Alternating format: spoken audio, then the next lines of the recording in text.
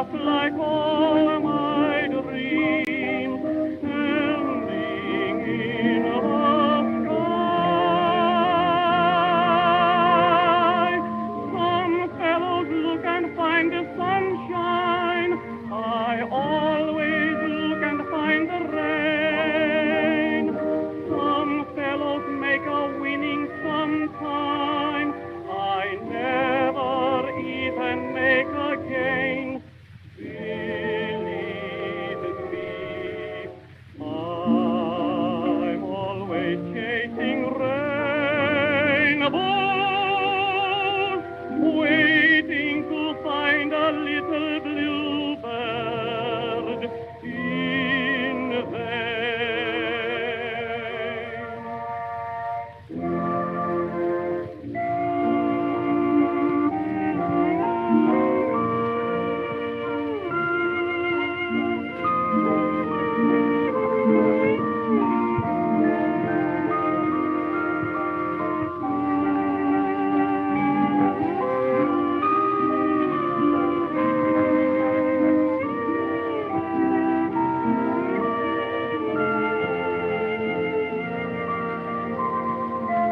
Some fellows look and find the sunshine. I always look and find the rain. Some fellows make a winning sometime. I never even make a gain. Believe in me, I'm always chasing rainbows, waiting to find a little bluebird in the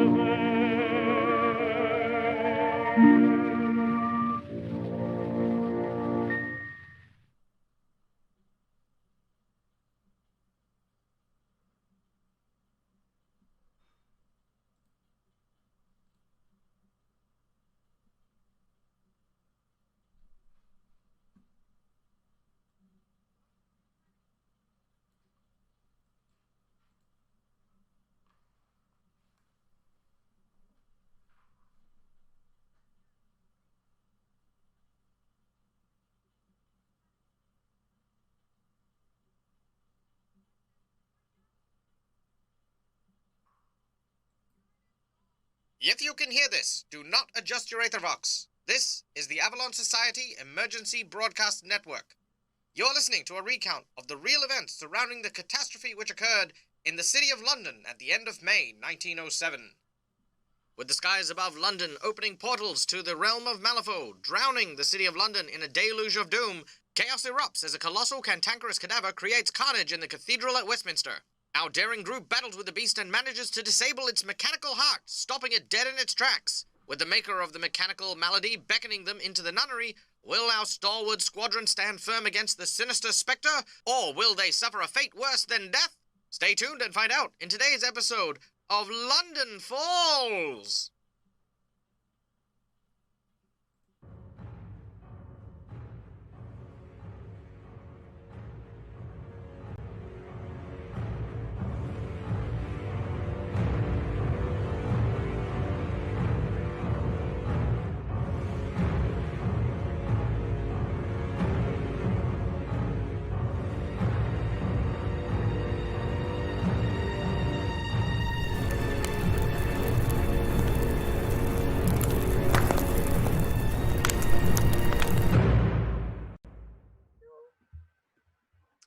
G'day guys and welcome. My name is Michael and I am the Dead Aussie Gamer, and welcome back to Through the Breach, Avalon Society, London Falls. We are now headlong into episode 8, and first of all, thank you so much guys for those of you who have been staying tuned and watching every week, and for those of you who are brand new, welcome. Through the Breach is a card-based role-playing game set in the early 1900s where we get to watch these amazingly talented and wonderful people try to survive one of the hardest nights in London.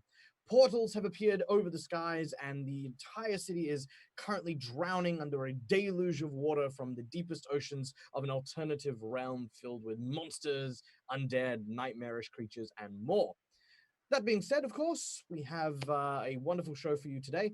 And if you want to participate in today's show, there are a number of ways you can do so, which we will tell you after we introduce our wonderful star-studded cast, starting, of course, with none other than Myri from Orkan Spalter TV, playing the role of Ludvika. Hello, Myri. Hello, Michael. How are we today? Oh, I'm good. Apart from one of my eyes trying to escape. That happens when you're undead. Um, so if somewhere right in the middle of the game, I just start plucking at my contact lenses. Don't worry. So tell us, who will you be playing? I'm playing Ludovica Wilhelmina von Droste zu Möllenbeck, who used to be a minor German aristocrat, but now she's dead and far more interesting. And last session, she actually gained a new friend. Actually, it's a lot of friends stuffed into a big one. It's like the turducken of undead. That's very true. Eddie, can we get that? Can we get the Goliath up on screen so we can see that? So yeah, no, Ludovica did make a new friend, a rather large, rather dumb friend, but yeah, friend nonetheless. Yeah. We shot a hole in it, and then we stuffed our gremlin into it, and he rewired it, and now it likes me. It does. It's very pleasant. Very nice little thing. All right. Next up in our lineup is none other than Anthony from Roll for Damage, playing the role of the Gremlin Billum. G'day, Anthony. G'day. Yes, I played Billum. Sorry, I went full Australian for some reason. You did. I played Billum. Your little gremlin villain, your guy on the inside of most situations. I like to dive headfirst into problems. And I like to come out on top. That's probably the best way you could describe him. Yep. For those of you not giggling right now, please watch the previous episode. And of course, Billum is a ward to none other than the very talented, very wonderful, and very ingenious Professor John Scarpati, played by the equally ingenious Till from Dungeon for Great Hill. Hi everyone. Nice to be here. Yeah, I'm playing Professor John Scapati, an old, he pretends to be an archaeology professor, but most of all, he is a smuggler and a dealer of ancient relics, and he would love to retire, just to lean back on the front porch of his home and enjoy the lates of his life. But somehow London made a little bit of an ending to that plan, and now he needs to survive that first.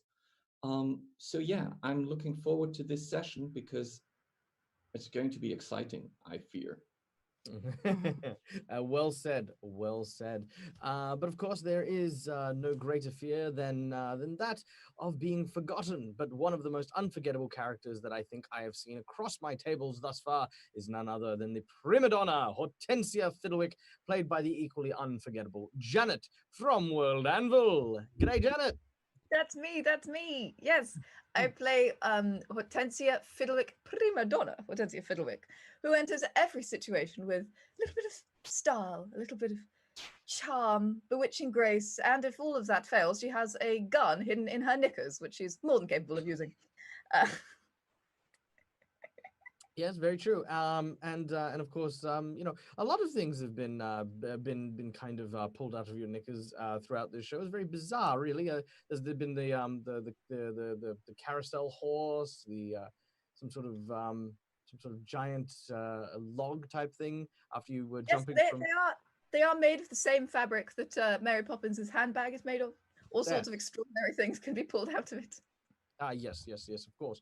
And of course, I think for the most part we've seen only the beginning of Hortensia's bag of tricks.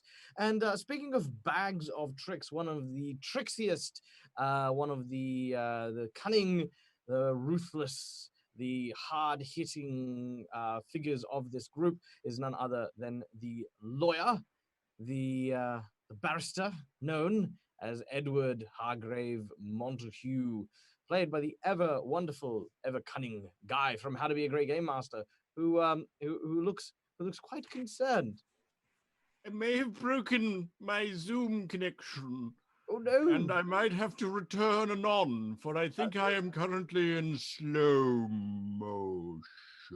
Oh well, that is okay because slow though the connection may be, our heart still remains strong. And while he is indeed sorting out his Zoom, Guy, well, sorry, Guy, tell me a little bit about Edward before we lose connection for you. Edwin is going through a crisis of faith at the current moment in time and background, apparently. It is a situation that he finds himself in where a memory from the past has come to haunt him and has caused him to realize that perhaps money is not what it's all about, and to remember what he used to be like, about 40 years ago. And so he started to have feelings of friendship for his companions. This is not something that he's had before, and he has no idea how to bill for it, but he almost doesn't need to, which makes me even more unsettled.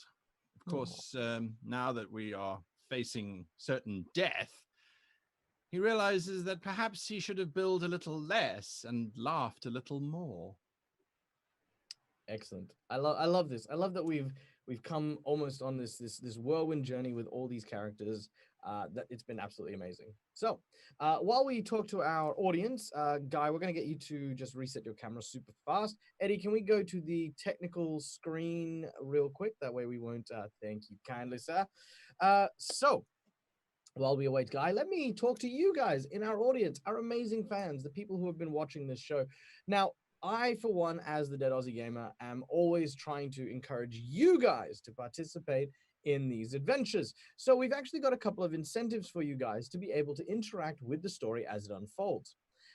First and foremost, if you would like to, you may donate to the stream to not only support these amazing and wonderful people, but also, get some random and wonderful effects. One of which is currently in effect, thanks to one of our lovely donators. So for the low price of $10, you can afford a fate point to one of the players. These fate points can be used to petition the Fate Master for particular things here and there. They can also be used in order to give themselves advantage on the checks that they make in order to succeed or fail. For the low price of $25, you can generate a plot twist, an immediate twist drawn from a variety of different narrative constructs to suddenly change the dynamic of the group and the table. For the price of $50, if you feel like becoming a part of our ongoing campaign in some way, you will create an NPC that will then feature in the series. We actually have two of them that are lined up to appear in the series so far. And if you draw your attention to the bottom of the screen, there is a little bar here. This is our boss monster bar. Once we have accrued $100, every $100 that is, we shall generate a giant boss monster battle. We, thanks to the very generous donation that we had last week, not only did we manage to pass through the threshold, you can keep your objections. We passed through the threshold of not one, but two boss monsters. And you know what? I'm always one of these people who don't like to kind of see boss monsters be cut short. So without any further ado, let's go and visit boss monster number 2. Eddie, I believe we have a portrait for the scene as we began. As we ended last week. Can we get that up for us? The one with the good doctor. There we go. Look at that. Beautiful. All right.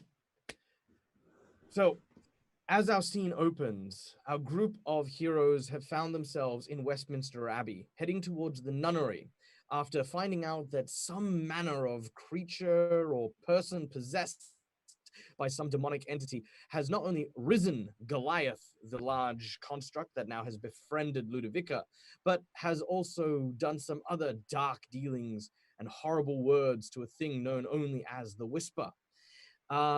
The nuns are dead, their corpses wrapped in bedsheets and blankets in this large and rather barren room, in the center of which the former priest of Westminster Abbey, drawing a infernal circle of evil surrounded by a noxious green glow as he finishes his dark work. The bodies of the nuns sit upright, cloths hanging from their cold forms as they look out upon our group. Ludovica riding atop Goliath, while the others seem to peer into the room from behind his hulking mass.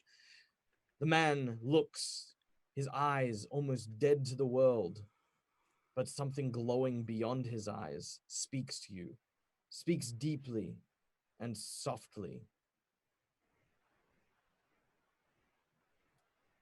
You are next. As the lights turn out super suddenly and you find yourselves plunged into darkness, the only thing that illuminates are these small green candles. And as they do, you notice that the area that you knew was gone. The barren, clear room seems to be devoid of the bodies of these nuns, tables, windows, nothing.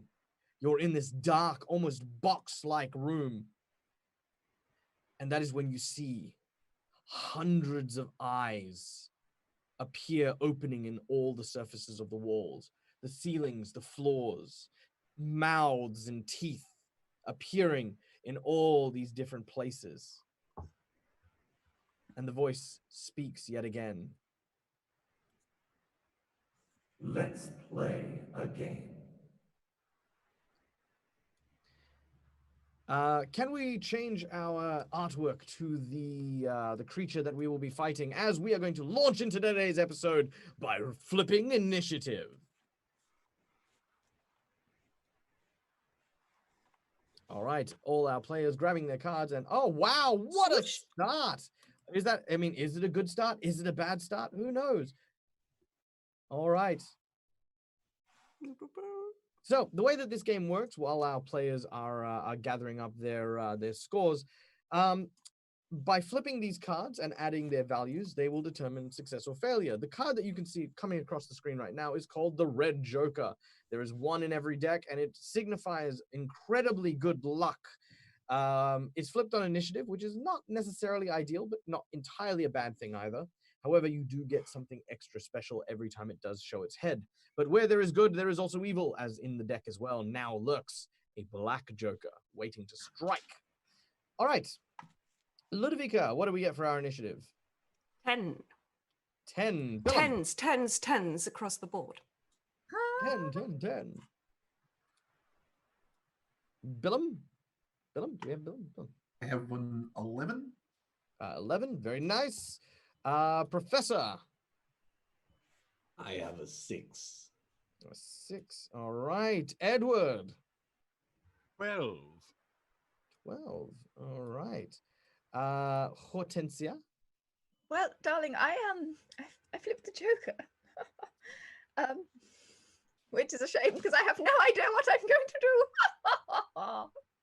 All right. Well, you're most certainly going first. Let's see. So the initiative on this creature is incredibly high. But not that high. Okay, good. All right, so Hortensia gets to go first, followed by the creature, followed by Edward, Billum, Ludovica, and then none other than the professor. All right. So Hortensia, you are in a room surrounded by darkness. There is no entrance. There is no exit. There is simply just this leathery kind of flesh-like skin that seems to just cover every surface like a husk, leaning over it. Every now and then you see this roiling mass of like flesh that seems to almost slosh under toe as this fluid beneath the leather sort of shifts its weight, passing over, through, and around you. What do you wish to do? Well, I'm panicking, so that's nice. Well, it's terribly dark in here, so I fear an illusion is not going to help me. I'm going to try to bewitch it. I'm going to say, you know, we don't have to be enemies. We could be friends, you know. Mm-hmm. Okay. Yep, that's what I'm trying. Because Because there's nothing to shoot at. And it's Um, too dark to make an illusion. Very true. Very true. Keeping in mind, the illusion of light will create illumination. Hmm. Yes, but then I'd have to see it. And I don't think that's going to do anyone any good, darling. Ladies and gentlemen, it is at this point that we realize that Janet has played Call of Cthulhu. Yes, I have read Lovecraft before. All right. So you may make a bewitch check in order to try and appeal or reach out to whatever this creature happens to be. Let's see what we get. It's not that. That is lies. No, look over there. It's a 12. All right. A 12 of tomes as the prima donna cheats from her hand in order to curry the favor of this creature. What is your 17. total value? 17. 17. We All could be right. friends. Now, you say you bewitch this creature. How exactly are you trying to charm this beast? How are you trying to soothe the creature, as it were? Well, I suppose I could sing it a little lullaby. Go to sleep, scary thing. You're too scary. Shh. Yep, that's what I'm trying. All right. As you do so, the creature's eyes, some of them seem to flutter closed. And you can hear that there's almost like this deeper breathing coming from around you. You're fairly sure it's not asleep. At the same time, you feel like your voice has a very calming effect on it. For the time being, the creature is considered to be dazed, but we're going to be saying that it's lethargic. It's a bit lethargic at the moment from your beautiful singing. Now, that was only one action for you to do that. You do have a second if you wish to use it. Do I know where the door is? The out, the gone direction? You may search for it if you wish to, but this I creature would- seems to be everywhere. Yeah. Okay, I would like to create the illusion of light then. If I All right. may, I shall flip first to see if I can. Yes, Or I please could do just so. pick up the whole deck. That could work too. I do not create any light. I go, nothing happens. All right. As you attempt to create a source of light, you, alas, do not. The illusion sort of tries to gather in your hand for a few moments, but you do get this fleeting glimpse of this kind of green black leather that's just around every surface. And from what you got from your cursory glance, there is indeed a passageway for you to travel, but it's kind of like looking at a passageway of darkness beyond darkness beyond darkness. You know, black walls, black When you floor, say black ceiling. passageway, does it have a digestive quality to it? No, it does look. It does have more of a building layout to it, but it looks as though.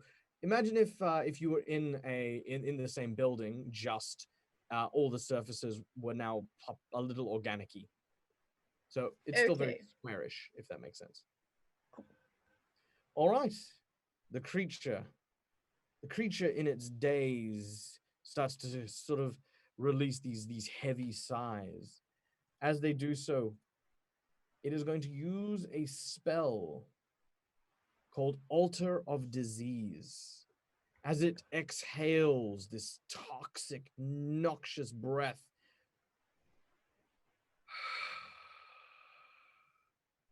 drifts out everywhere.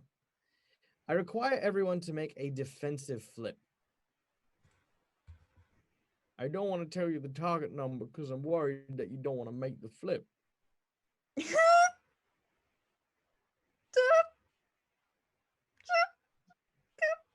So first of all, I do have the skill counter spell. Could I use that? You could. You may. Would you like to try? Yes, I would like to try. All right. So in addition to the thing you just flipped, you may flip another card. Put it in the center of the deck, in the discard pile. All right. So this this would be my counter spell. Yep. Which would be 15. Okay, a 15. Not bad, but not enough. No. All right. Everyone suffers 1 irreducible damage and gain the blighted condition. As your bodies breathe in this kind of gas, you feel your lungs kind of struggling to breathe in this area. It has become almost a cloying, choking, nasty sort of feeling, and it is everywhere. If you remain inside this thing, whatever it happens to be, for too long, well, you might not be lasting very long at all. All right. What about members of this group who don't have to breathe? Oh, excellent question. Let us find out. What is the effect of blight on the undead? Blight. Here we go. Something. In the blighted condition.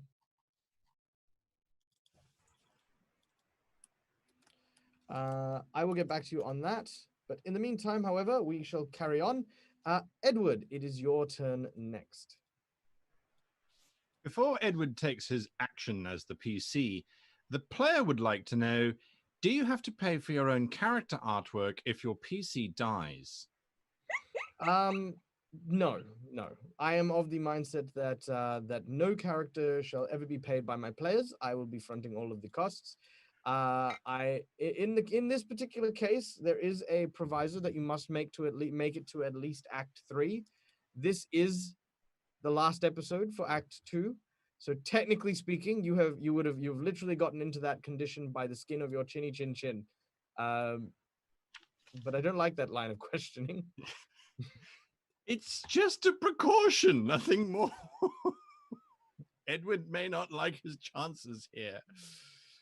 How much of this space is covered in this fog? Let me check. All of it. Every single inch, every square millimeter. You can't see a single scrap of anything but the flesh, except for what you currently carry on your person. Oh, and Goliath. Just for one point of clarity, did you say that there were eyes in the walls, or is it just the creature? It's the creature.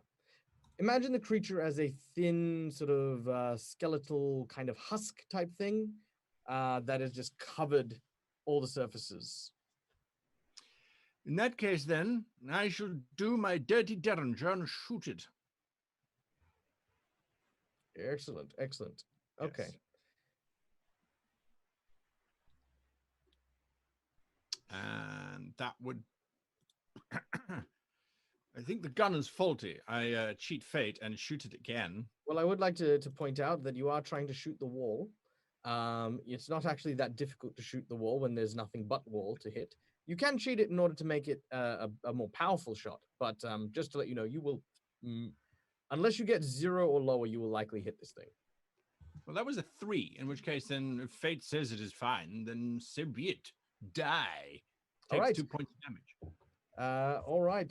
Well, no, it doesn't. It takes you have to flip a negative in order to determine which type of damage you do. So flip twice, take the lowest. Yes, it is 2 damage. Yes, it is 2 damage. It might not have been. Yeah.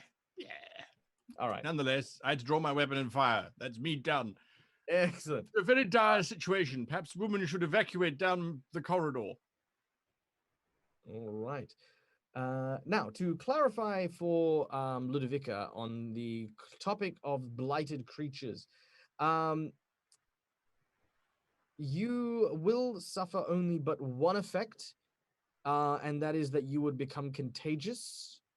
But you, however, will avoid the more critical effect of the blighting, which is, of course, that it would be terminal and you will take damage until you die. So you don't need to worry about that because you're already dead. Everyone else, however, will need to worry about that, but that'll only be when your blighting value reaches 13 or higher when you become terminal. Everyone is currently at a blighting score of 1. Cool. Sweet. Fantastic. Cool. All right, Billum. Yeah. Look, I'm just gonna shrug this one off. Just count one of me cards here to get rid of this condition altogether. Now, to clarify, there is no ill effect for that condition, but if you get infected again, you will need to shrug it off again. So when you shrug it off, it'll get rid of the whole thing. Like, it'll get rid of all of your blighted condition, not just the one. Excellent. Fantastic. Well, I'll use one of my actions to do that, and the next action to draw out my fighting claw. Very well. I'm ready to jump at the wall if it comes at me. Very well. Getting ready to jump at the wall it is then. All right, next up is Ludovica. I pat my double-decker undead on one of its heads, point at the thing in front of me, and whisper, "Attack!" All right. Atta boy. You give it the order action. Now, this will only take one action, so it'll have its full turn after you've concluded yours. Is there any other thing you wish to do? I get myself into a half-kneeling position on the back of the thing, and with one hand holding on, I use the other one to draw my pistol from my handbag, and that's it. Very well. All right. The simulacrum, otherwise known as Goliath, will step forward as it, well, not even step forward. It'll just sort of raise its hands and slam it into the ground. It gets a 14 to hit, which of course will hit. Ludovica, you may flip for this. It is a straight flip. So just flip. I've got a 9. You got a 9, so that's medium damage, which is 5 points of damage. As you watch this heavy hand basically just and 5 points of damage is delivered quite brutally to the ground. Now the floor beneath cracks, and you can see the kind of sinewy like leather vines trying to reach each other, but you can also see now cracked tiles beneath these heavy hands. Everyone who is standing near the Goliath feel the ground shake beneath them as this thing hits one heavy hit. With its second action, it will do the same thing, raising its hands again and bringing it down once more. If you would be so kind. And All right. this is a 5. Okay. And that will bring us to 3 extra damage. So the creature has taken 10 damage so far. Not bad. Not bad at all. All right. You can watch as the eyes that were lethargic a moment ago suddenly spring open, and the mouths that sort of before were kind of smiling and sort of cocky looking become like angry and frowning, and they glare and they bare their teeth at the Goliath. John, it is your turn. I don't like this at all. No, that's. Could I still just close the door and leave the room? I feel there is like no that door. would be the. Oh fuck. Well, in that case, I will draw my pistol and I will fire away at that thing. Firing the first shot. Oh, wait a second. Sorry. Are those green lit candles still flickering? Yes. Okay, I would use one of my actions to shoot one of the candles, like I'm trying to shoot it out. All right. Make a attack with a negative flip as you are trying to, aim at a candle from quite a distance away. As you take. I think I'm a sharpshooter. Oh, are you? If you have I'm not that, sure though. I will check later. I think I'm just a negative flip here. All right. Let's see what happens. Ooh, not bad. Well, what's your total? My total would be a 6. Yeah, I will shoot at the candle with a 6, hoping that I hit it. 6. With a 6, you hit one of the candles. As it does so, it rolls to the ground, and you can see that wherever the flames seem to illuminate, the body of the creature seems to sort of pull away from the flames. So this did have an effect on the creature. Interesting. In that case, I will try to shoot a second candle. All right, taking aim, you fire yet again.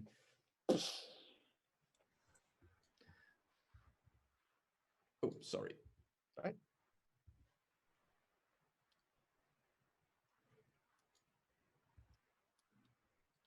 All right, so that's Negative. so It's that's still negative flip, though. So Yep. it would be what was it, a 4? I didn't it was a 4, see yeah. it. Yeah, so it would be a 7. All right, with your shot, yet again, one of the candles fall to the ground. Now the candles are still lit, but they are now tipped over, and you can see that the creature sort of turns.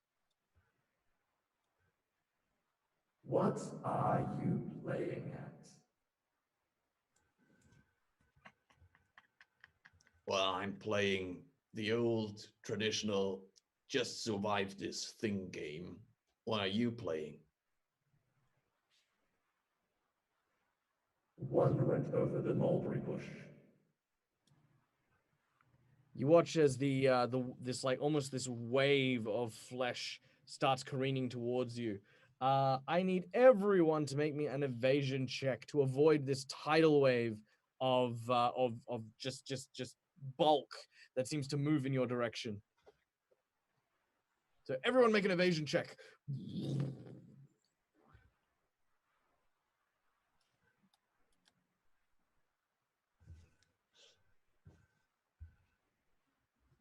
All right. What do we get? 7. 7 is not high enough. Who's the next lowest? I probably drew for Goliath. Oh, and I got a 2. Oof. All right. Yeah. Goliath takes it on the brunt. Everyone else? 13. Yep. You're 16. fine. 17? 17. That's fine. 14. 14 is also fine. All right. Those of you who managed to avoid the damage from the creature. However, those of you who did not, oh, well, that's very lucky. As the huge roll of flesh manages to collide with you, those of you who get hit suffer 4 points of damage as the bulk hits them, which I believe are Goliath and who's the other one? Who got 7? Till. Okay, so that is so you, all right, so Professor Scarpati has taken 5 damage so far. Yeah, I'm out. Well, you're not quite yet. So because you're lower than 0 hit points, what we need you to do is make a toughness I'm challenge. exactly at 0. Oh, that's perfectly fine. Toughness challenge, you need to get a 10 in order to avoid being knocked out by the flesh. Well, all right, perfect. You remain conscious, holding on as you can to your moments of fleeting consciousness. I need you, well, actually, I can flip this. I'm going to flip this.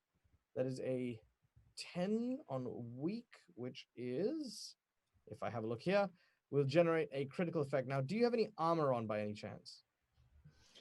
let me quickly check. I think I do not. Oh, I do. I'm wearing a brigandine. All right, brigandine armor is head armor, yes?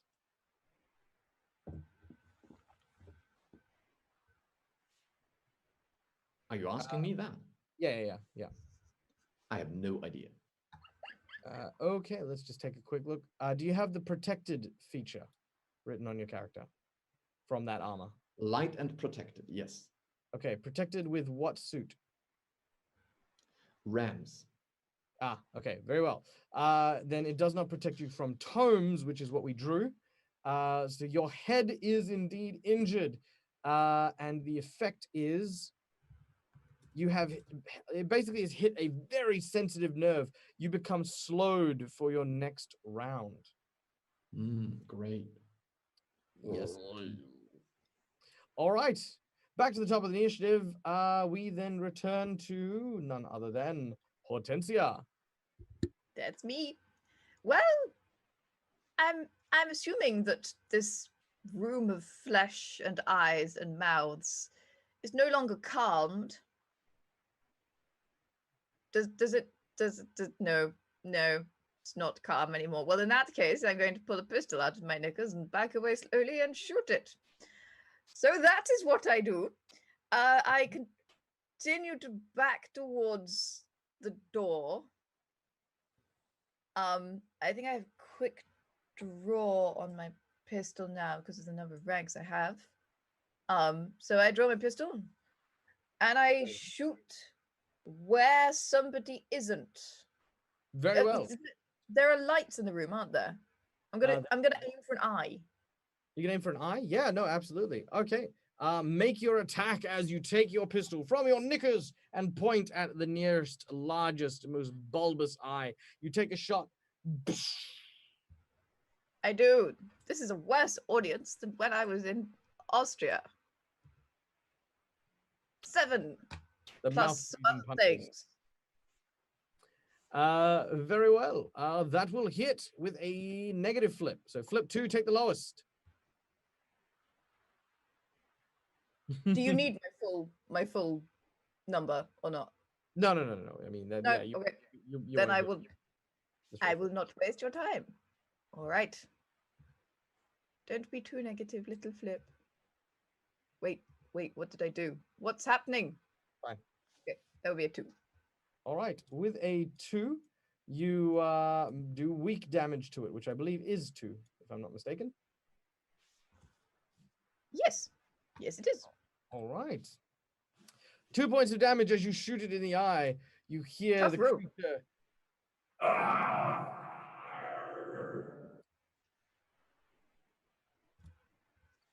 Yeah, that's what it does. Yargers. There you go. All right. As we then move to the creature itself, it says, You fools, the whispers will engulf you and will drag you to this side, for whether it be Malifaux or whether it be Earth, you will be laid to the ground and consumed. it is going to engulf one of you, or attempt to engulf one of you. Let us see who is it going to engulf. I'm going to roll a dice because I haven't rolled dice in this game. 1, 2, 3, 4, 5. They've got a choice of 5, 6. I got a choice of 6 targets actually. So I'm going to roll a d6. I'm trying to look pointy and indigestible. Oh yes, you are very pointy and indigestible. Okay, here we go. So a 6-sided dice. Actually, isn't Hortensia very round and Yes, that's why I have to look Tasty. so pointy.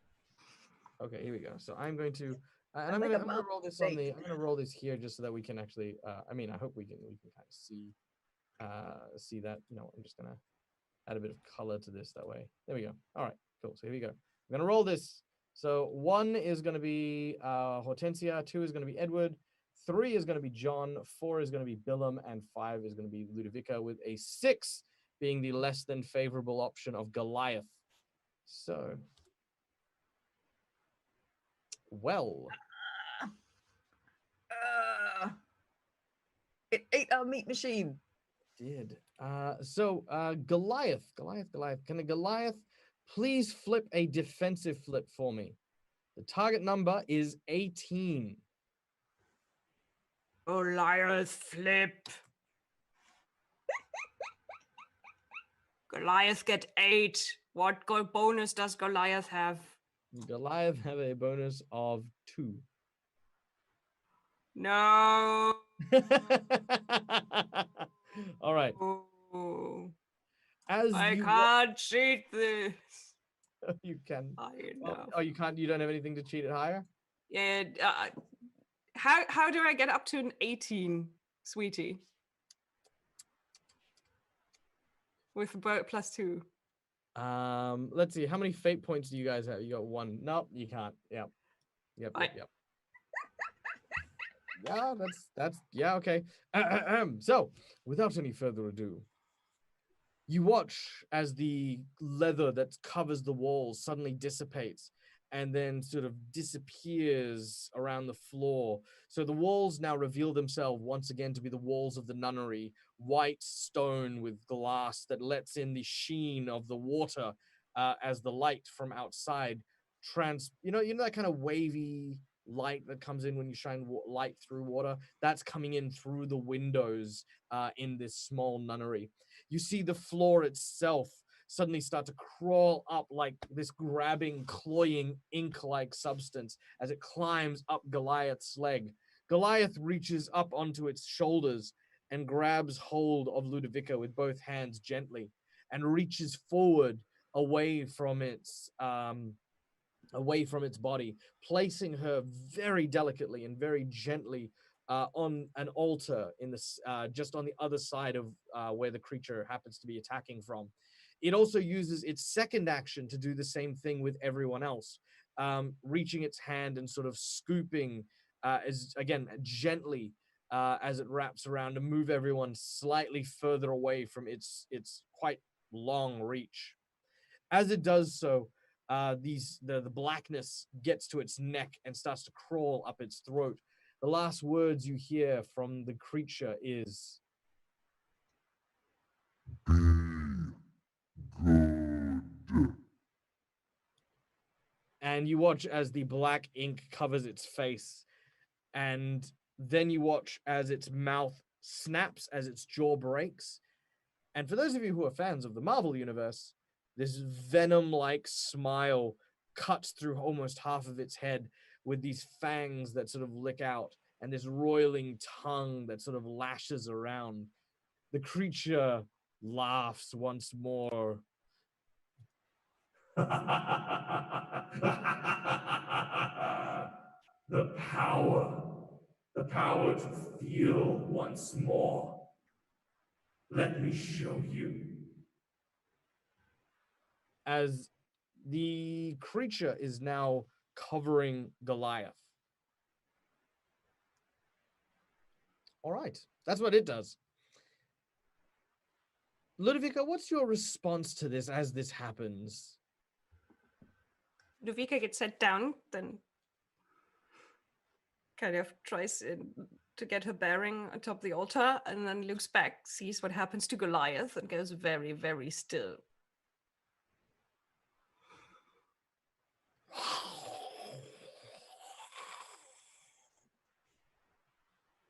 I was too angry for the grave. You do not want to make me angry.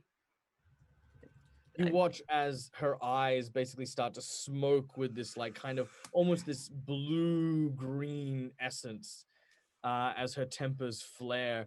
You even see that around her neck there's this almost an illumination from beneath the makeup that she wears, almost like a scar across the throat that just glows menacingly. Edward, it is your turn.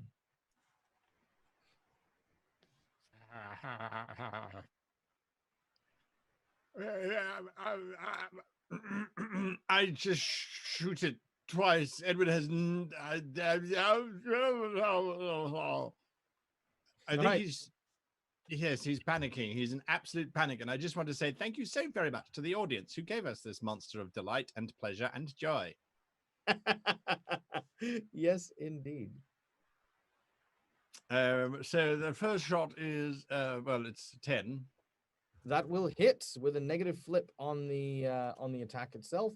So, sorry, on the damage. So flip twice, take the lowest for your damage. Oh, bother. What have I done? One more. All right. 2 points of damage. 2 points of damage. All right. The shot rings out. I have a special power. My sniper friend. Oh, yes. I forgot about that. Would it be... I'm finding it difficult to justify how it could possibly happen. In your Twixie GM brain, could you figure out how it could possibly happen? Yeah. You've do you remember what the name of the ability is called? I just wrote it down as sniper. It's okay. It's called Sold Your Soul. Oh, The you reason sold my why- soul. I got it here. Yes, sold your soul. That's right. There's a very good reason why no matter where you are, no matter what is happening, you can tap into this. However, it comes at a price. Yes, I can't be raised as the undead. Mm. Do you wish to use this? Yes, of course. All right. Please bear with me for just a moment. If I can't be raised back as undead, it means that when I die, that's it. Game over, man. I don't want that. I've got things to do. All right. All of a sudden, a small thumping sound can be heard from nearby.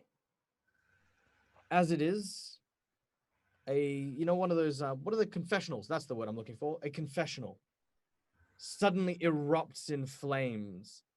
As it does so, the fires burn through the wood here, and you can see that from the ashes, this almost like red insignia falls over this kind of small box, very similar to what you'd imagine a magic trick to look like. You know, you throw the cloth over the box, and you're like, ta-da! And then a woman comes out. This time, however, what happens to come out is what looks to be a very tall, very massive man, huge rippling muscles.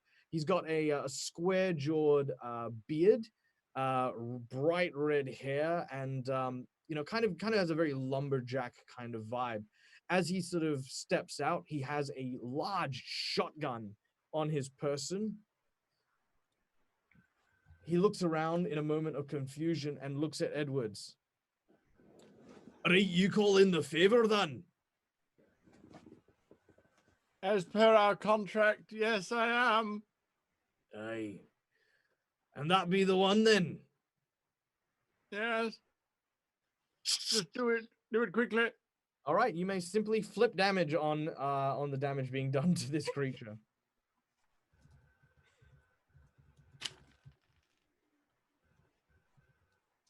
That is an 8. Is it 8? What is it?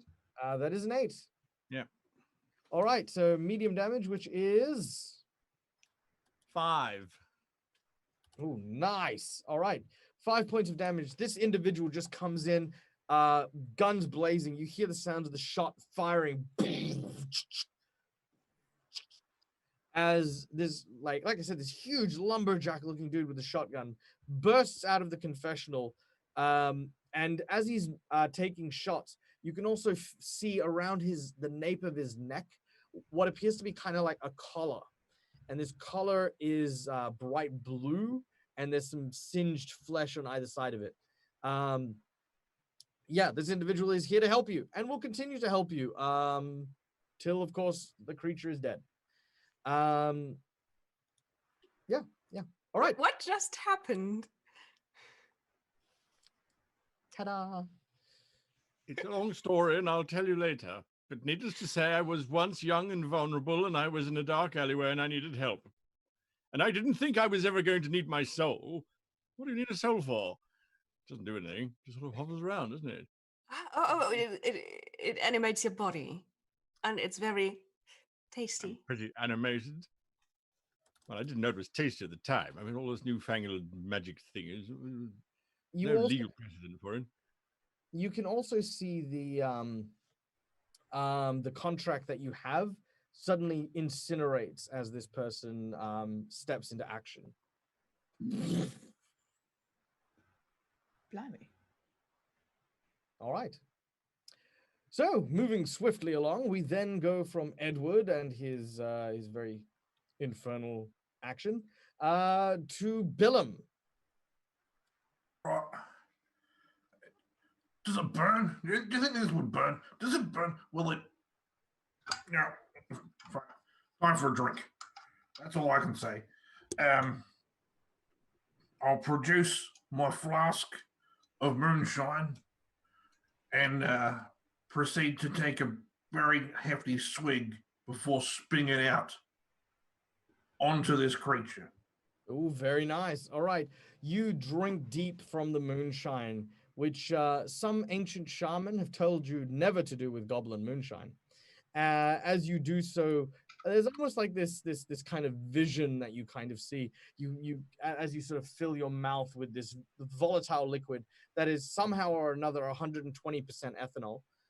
As your visions slowly start to sort of turn to you in the middle of a desert, there's a cactus. It suddenly has your mother's face. You know, you see this turtle that has a coyote and an owl's wings. You know, it sort of looks at you and says, "Good morning, Billum," and then you spit it out as it covers the creature. You don't need to make a roll on that. I'm more than happy to say you have successfully doused this creature in a very flammable concoction.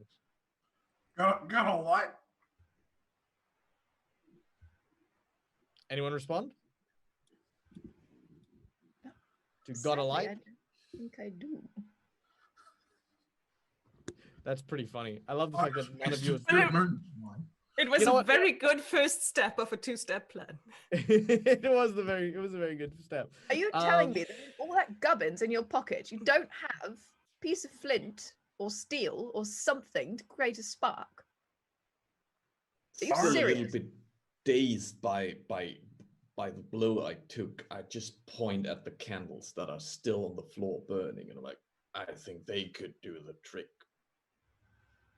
Oh, you're a genius. If I can, don't kill if him I have less than any I do. action left. Like run to one. Absolutely. You run to one very, very swiftly and manage to collect one of these green candles. But that is all you are able to do on this turn. As we then go back to Ludovica. Ludovica standing on the altar, anger fueling her necrotic life force. Ludovica, I'm going to give you an awarded bonus for roleplay. You, for the next period of time, are able to use any spell or any ability that will automatically give you the crow suit. So whatever you flip for this round, you will be treated as always having flipped a crow. That is very nice because I was gambling on using a power that needs crow suit. It's like, how did you know? There's just you know, Chances. Fine. Ludovica, her eyes blazing green, opens her mouth impossibly wide and makes the sound like someone drawing their first breath in 1,000 years.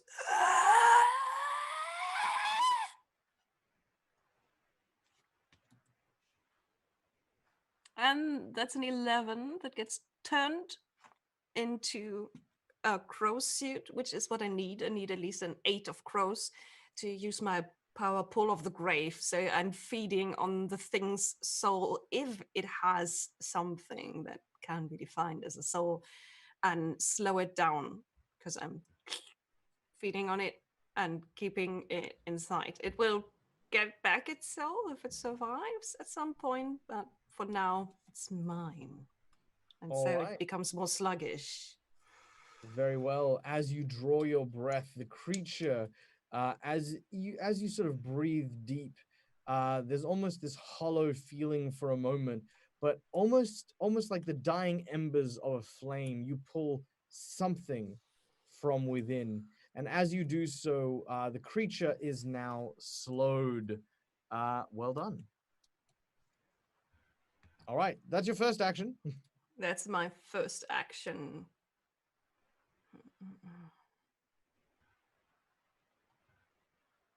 And then I'm going to look for eyes that I can shoot out where I won't damage Goliath too much underneath. Well, Goliath actually has the hard to wound and hard to kill thing, so there's no real vulnerable spots too much on Goliath. I'm but just going to shoot any spot with an eye. yeah, you'll be fine. I was gonna say you'll be fine. Goliath can pretty much take a good hit anywhere. That's a 9. That goes up to a 13. All right. With a 13, that will hit with a straight flip. That's a 10. All right. If I see that correctly, you know, The eyes and the veil. It's like I've lost half my power of sight. Yeah, it's a 10. All right, medium damage, which is That's 3 points of damage. 3 points of damage. While she's still kind of like munching on the soul. All right, you watch. You guys can actually almost see visually as basically this vacuum of essence, almost like if you ever watched Harry Potter, you know that the bit with the wraiths that sort of suck in the soul energy. That's more or less what you see Ludovica do as she kind of lifts up her veil and just brings that essence into her person. Does anyone react when that happens? Because this is the first time you've seen that. The Dementors, thank you for that. I assume I start to gibber. I mean, this is worse than the fact that the room has become a flash tent.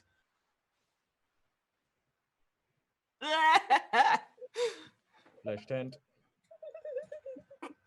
For kids. Yep. Okay. Anyone else? Any other visceral reactions to Ludovica's? I assume it's just because I'm drunk. Yep. Oh, Grandma packed the good stuff. You very well. I'm just thankful that I don't have a soul anymore. Very true. Yeah, I will pat myself down like as a reflex. I would be like, okay. All right. Next up on our list is John.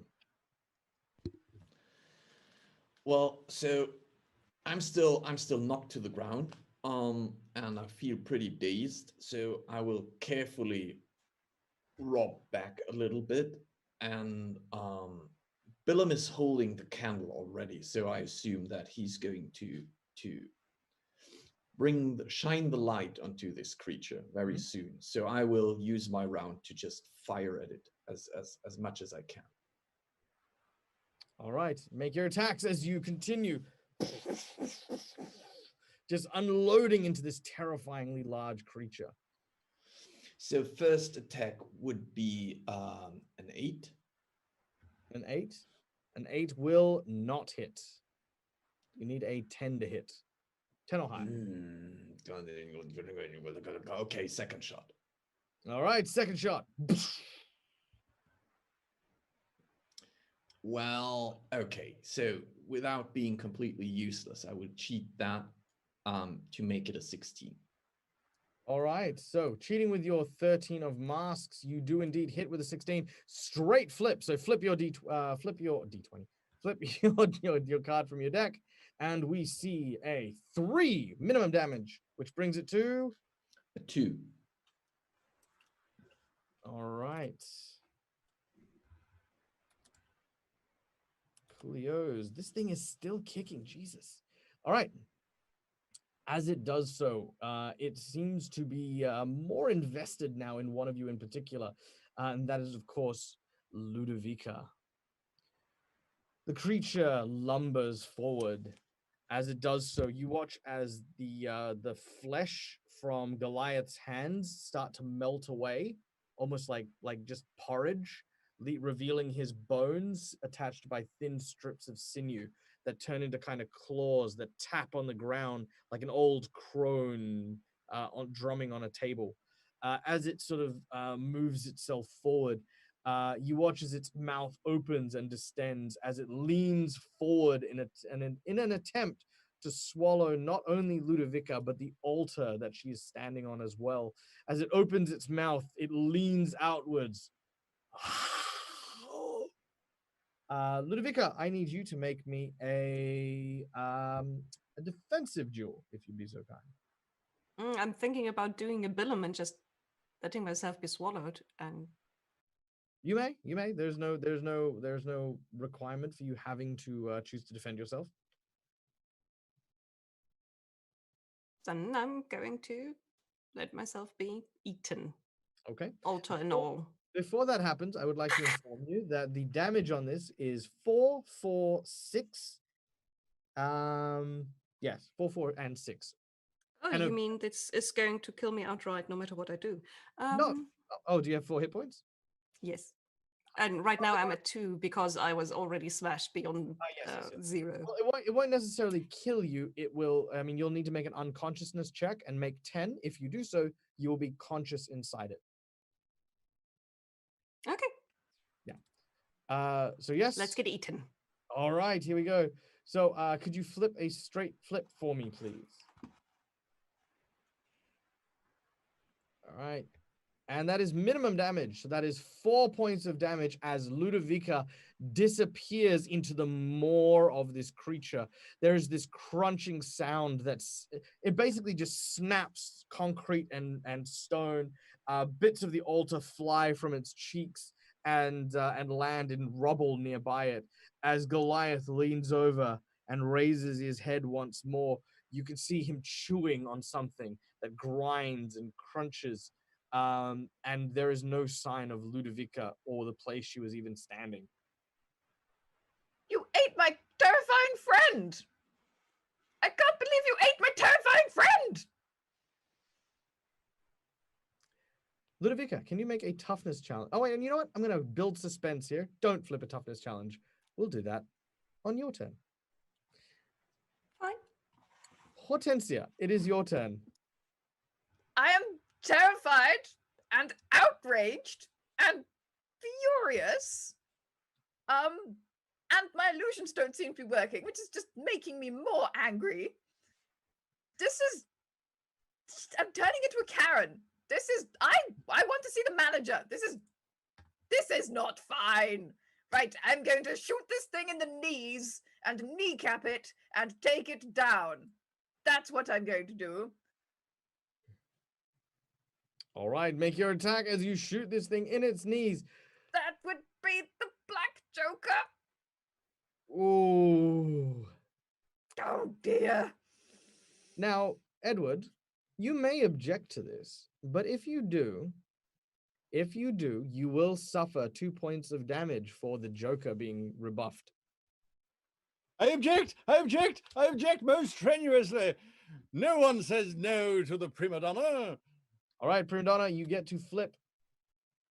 And Edward, as you do so, you feel something it feels almost like a silk glove wrapping around your heart for a moment, giving it the ever so slightest squeeze.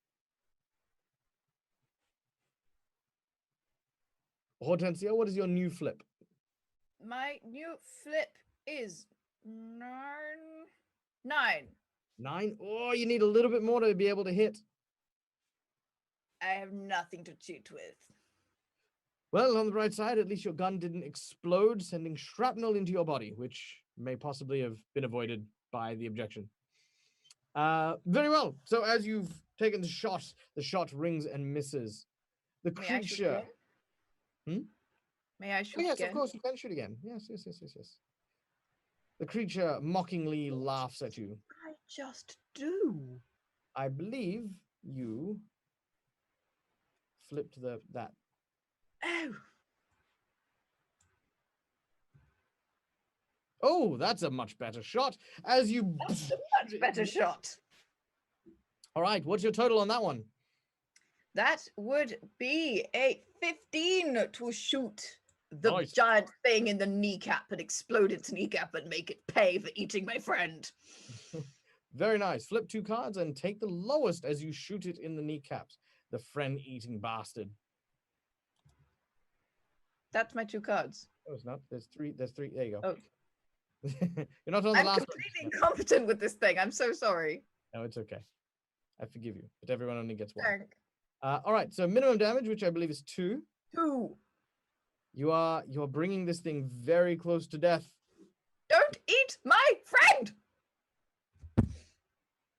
It turns its head to you, but its upper body doesn't move.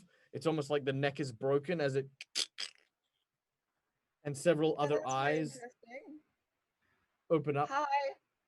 Hello. Don't think we've been formally introduced.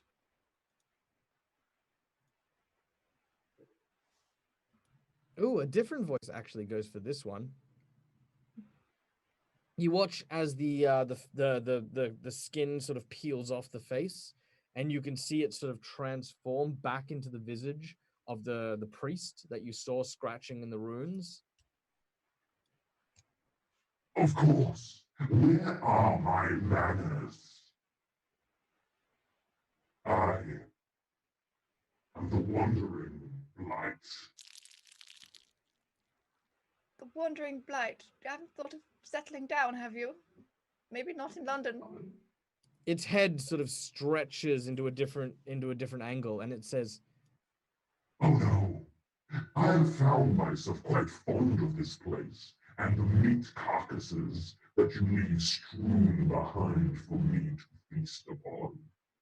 I must say, Madam Fiddlewhip, I'm a big fan.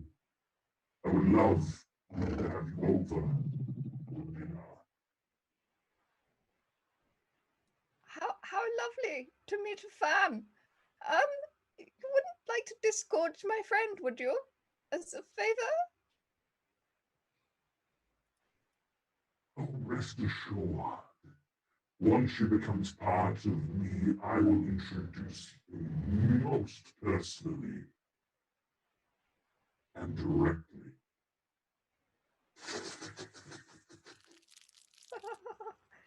Lovely. Yes, lovely.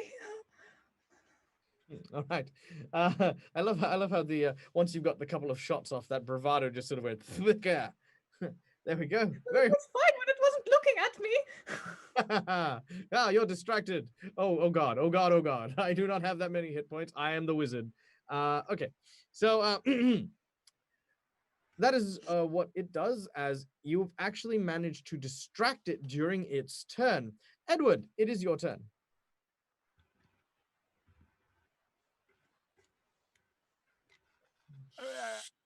Go.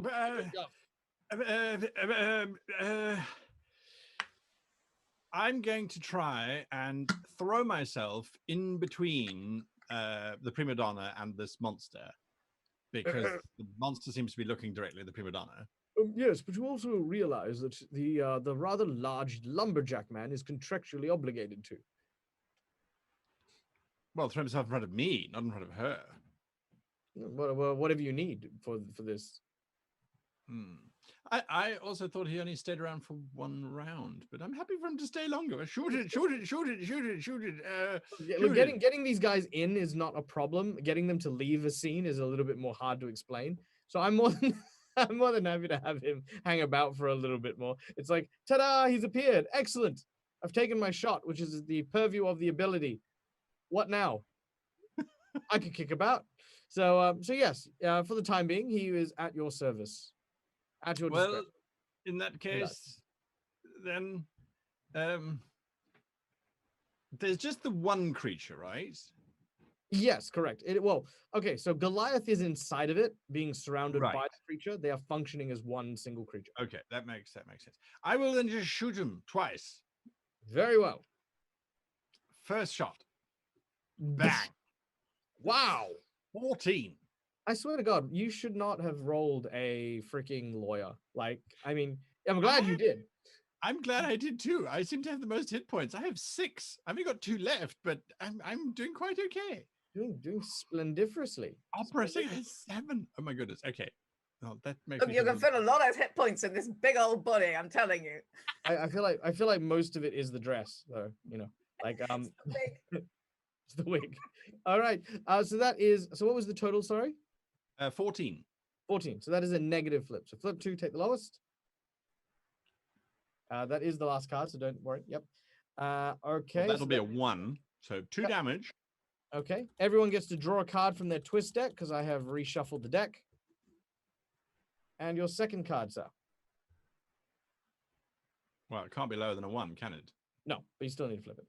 All right. So that is, of course, minimum damage, which is 2. And your second attack, if you would be so kind. Bang. 7. Total of 7? Yeah. A total of 7 will not do it. You will need a 10 or higher. Then I cheat fate with my 9 of realms. Whoa, okay. Flip 3 cards and take the lowest as you take another shot. 10. No! No! What have I done? I gotcha. I'm not the only idiot. Today is the 11. day when we will just, at some point, it's just going to. Oh yeah, absolutely. And the deck of cards will Right, I'll try explode and all flip over the the deck and I'll table. remove a leg from the table or something. All right. So moderate damage. Oh, 3. Ha! Have at you, you I horrid just creature. realized I think didn't he didn't block flipping off the table, so I didn't block flipping off the table. Don't flip the table. I mean, I can What? undo it. No, who? Damn it, Myri! Don't tell Guy about this. Fine. You know what? Again, Just- intensifies. you can do it later. You can do it later. Don't push the button. All right. So we've now increased the stakes of today's game. All right. So yeah, as you've shot the creature a couple more times, there are large holes now appearing in the skin and hide of this creature as it tries to hold itself together. We then go to Billum. Billum, the creature is doused in flames. You have the candle. First thing I'm gonna run at it, candle on any part that I can see that is covered in moonshine. Wait! Vicar's in there. I'll get her out. Don't worry. Okay. Because Now my I want next action is to get up inside it.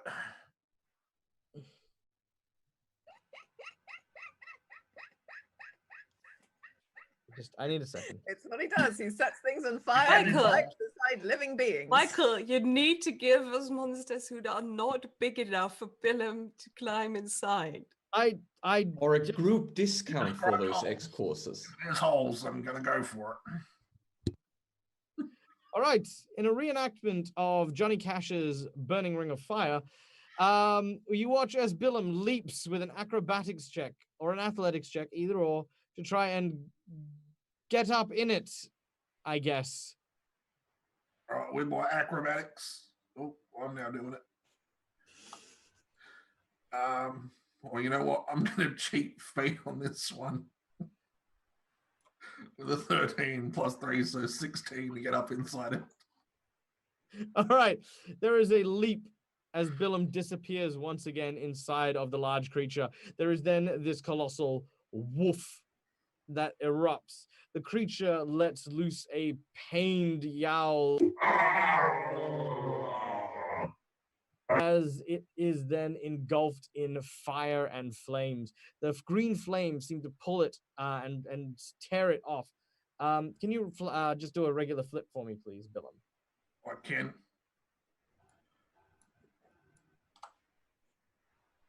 I'll fight. All right. Okay, it has the burning condition and is very discombobulated at the moment. Ludovica, from within the creature, you can actually see the green flames starting to coalesce around you. The walls are slowly burning. What are you doing? I'm doing my flip to stay conscious. That's what I'm doing. Yes, of course. Of course, of course, of course. That's a 13.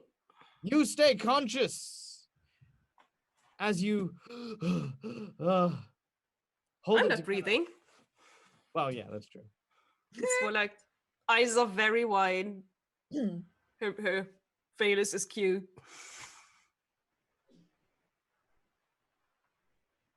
Do I see anything that in reach that I could go for just to try Make a and hurt the doctoring thing? check. What check? Doctoring, if you would like to. That's which aspect? Intelligence. Ha ha. It's an 11. All right. With an 11, that is plenty. You can see a few things within reach. As you can see the flames slowly gathering up inside, you can actually see the wiring inside of Goliath, including, of course, something that looks like it was hodgepodge together. A blue core that seems to have been disconnected from a red one. The red one, of course, seems to have kind of been overheated and is still kind of primed and ready to blow. You believe if you were to rewire it, and reattach it, you would instigate the countdown that you prevented, or at least that Billum prevented previously. I'm not going to blow up Goliath. And no. I'm trying to keep it. No, I was looking at maybe for whether the creature that is outside also has bits inside. It does have bits inside. And I'm just maneuvering my little gun upwards to whatever it is, grab it, and then shoot it point blank. All right. Make your attack as you shoot this thing point blank. That's 12. 12 will hit. Does the thing have armor? Does the thing have armor? No. Fine. Then I don't have to switch suits or anything. Fine. Good. All right. That's a negative flip. So flip 2, take the lowest for your damage as you fire on the inside. That's severe. And one more. Moderate damage, which brings us to 3. With that resounding blow, the creature fells, falling to its knees. And as it does, you hear the sound of the creature. No, this is not what was supposed to happen. I was supposed to come back. I was supposed to enter Earth. I was supposed to bring the whispers. You cannot kill me, for I am immortal.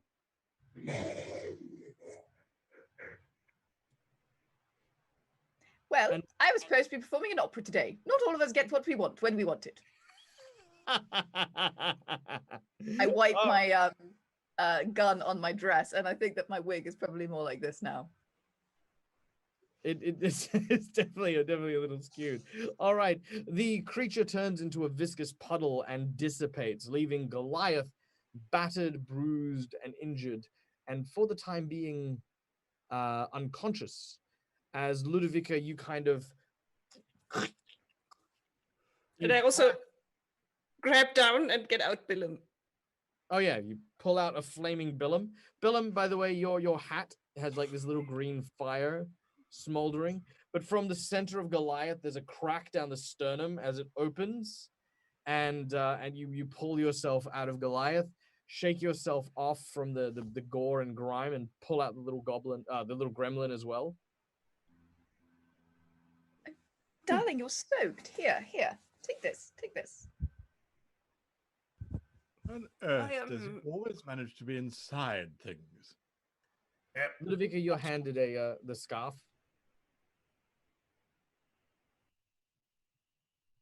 Well, twice in one day. That's a new record. I want it on the record. You're never allowed to get inside me. Just to be clear. Well, I wouldn't dream of it. Right. Does that go for all of us, Mr. Hargrave? Oh. Mr. Hargrave goes a brilliant shade of red.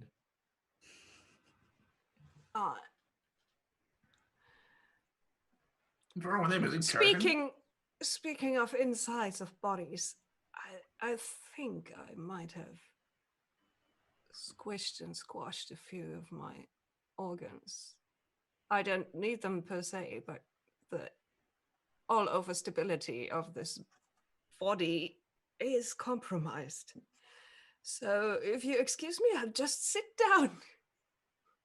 As you go to sit down, there is one individual which no one has noticed went missing. As you turn around and reside. Yeah, well, the lumberjack is still there. He's kind of like got his shotgun trained. He's still kind of looking around. He has no idea what's going on. As he's like, all right, well, Mr. Edward Montague, allow me to do some proper introduction.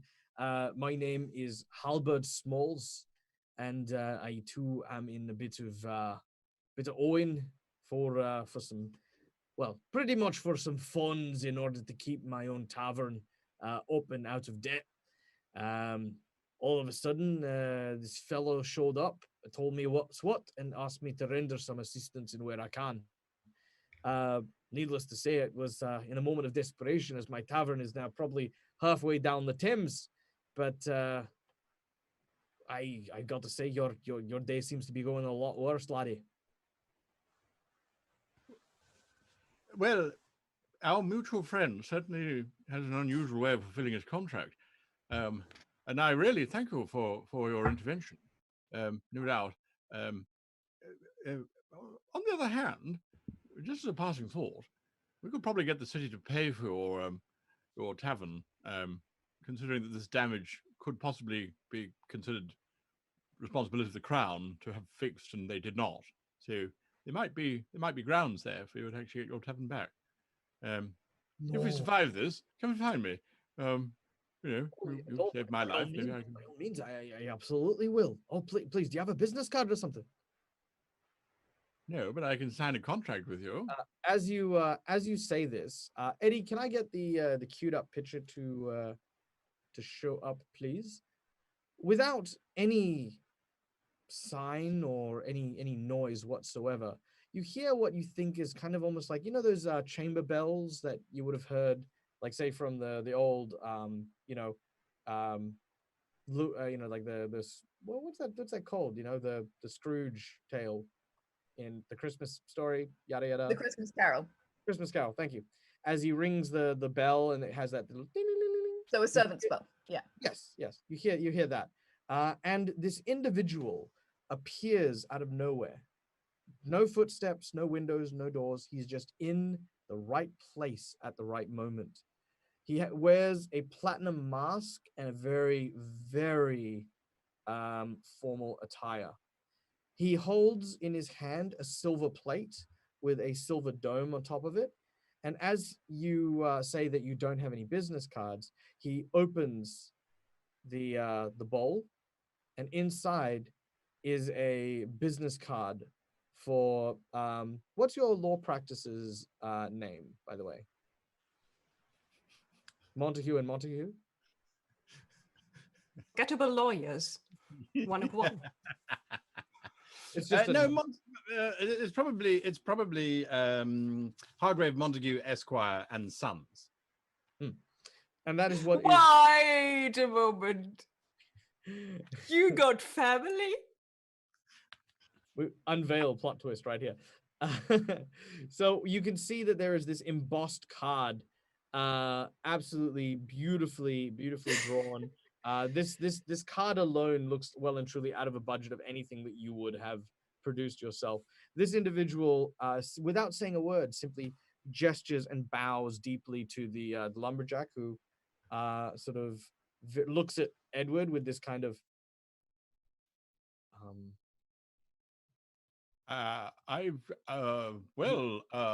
he takes the business card. We both look at it. It says your name and your details. Yeah. And then on the back of it, it'll say sponsored by, and then it's an insignia of the guild, the elite division. And a tiny little anvil in the corner. I didn't expect that. Never happened before. Well, there you are. Find me if you survive. Well, thank you. Of course, trying to survive is a whole other matter. Is this a friend of yours or something? I have no idea who or what it is. The individual straightens up his tie and begins to get to work. As he does, you watch as he moves deadly quietly, as in it almost looks like a ghost, because his footfalls make no noise. You barely remember any of his features, but he starts cleaning up the crime scene. The altar is, one moment it's in disrepair, ripped apart by the teeth of this creature. The next minute it is fully restored, pristine. The candles on the floor, the runic symbols cleaned out and scrubbed, the corpses of the nuns gone. This is just happening in quick succession. Yes, prima donna. I am an opera singer, which means I think about breathing all the time. Mhm. is this fellow, can I see breathing happening in his rig cage, or is he some kind of automaton or undead personage? Definitely alive, definitely breathing, definitely, yeah. Just there's something unnatural about him, though. You can definitely get that vibe. Ludovica, as an undead, you can tell that this guy is absolutely not an undead either. Ludovica can't tell anything at the moment. She's just sitting down, trying not to move.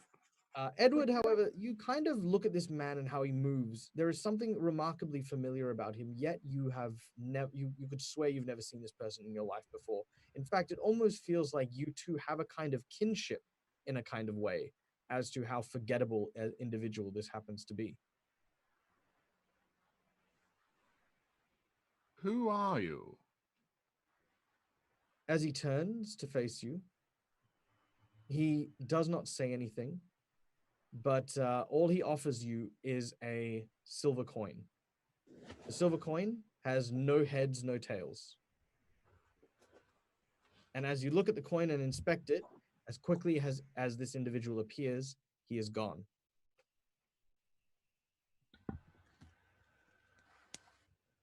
Professor Scarpati, have you heard the...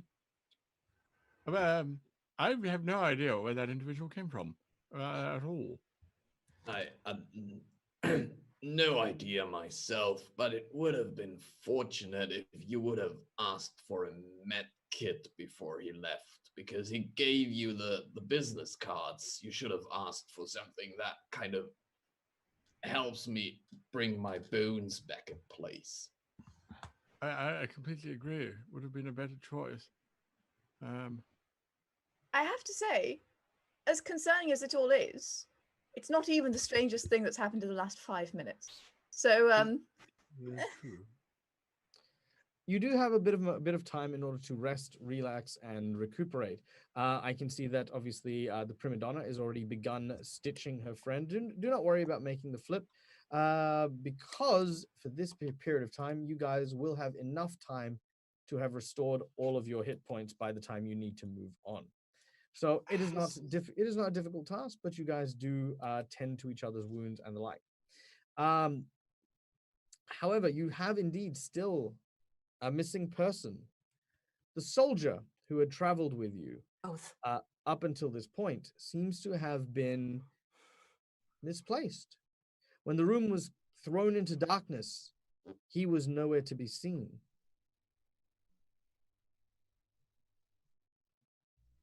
Do you think he ran away? Has the room returned to its normal state now? I mean, I know it's been cleaned up, but is it now just like a normal convent's antechamber? Absolutely. Even the blood from the previous room and all the evil runic symbols and stuff like that, all of that has also been scrubbed off the walls as if it were never there. The bed sheets and linens that were torn and ripped apart by what you think was maybe a ceremonial knife or something has been stitched and darned perfectly to be in perfect restoration. are there any nuns about still, or have they all become? Oh, they're still dead, Oh, and they're they're still part of Goliath, who is still there. He's still functioning-ish, but needs a little bit of TLC. As much Tomato, as we... lettuce, cheese. Yes, tomato, lettuce, cheese. Tender, loving construct. Needs a teddy bear. There is I still need a a teddy matter bear of... too. Do we... I mean, let's be honest here. There's a lot of... Everything is just... I mean, what do we... Professor?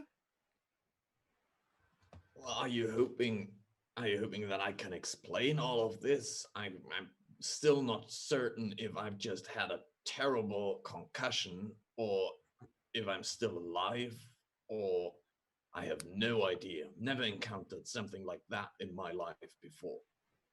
Regarding the soldier, like, I don't want to be impolite, but he just came along with us and now he left. Is there any importance for him for us. Do we No, need no, no. any? The soldiers neither here nor there. And Edward sort of plops down on the altar quite heavily. I don't understand. Perhaps now is a good time for us to reconsider our position.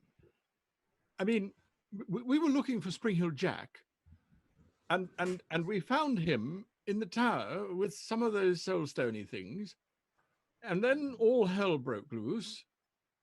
Am I right in saying that Spring Hill Jack wasn't actually part of the Burning Man in the Sky, but was actually trying to escape the Burning Man in the sky? That Yes, was my he- impression. Kind of refugee or something.